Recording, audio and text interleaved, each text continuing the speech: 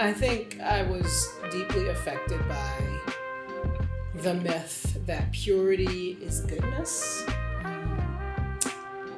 And when I look back at that, I almost feel I'm embarrassed, because I think that same myth has been used across all these other categories of identity, that purity is goodness. But where in those categories I could have identified it as problematic, when it came to sexuality, it was so ingrained in my own culture that I still couldn't identify it.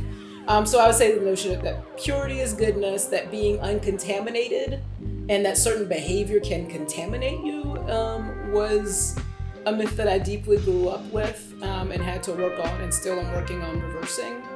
I was very much taught that desire was not a good thing, and that's desire, yes, of sexual contact, but also desire in terms of just pleasure, just learning to enjoy what it means to have a breeze cross your skin, and to enjoy the sensuality of that has been a learning curve for me, to lean into desire.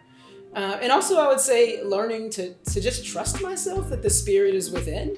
I grew up with a lot of language that the spirit was within, but not necessarily there was still a disconnect around being able to trust yourself and to trust your emotions and your heart.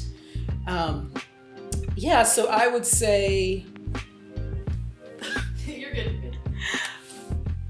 Yeah, so I think for me, discovering, again, the Song of Songs as a starting point for the Bible's better story was really helpful. This idea that you get in Song of Songs that the curse that you see in Genesis 3 is reversed, that the landscape of that book is lush. It's deeply rooted in the goodness of creation.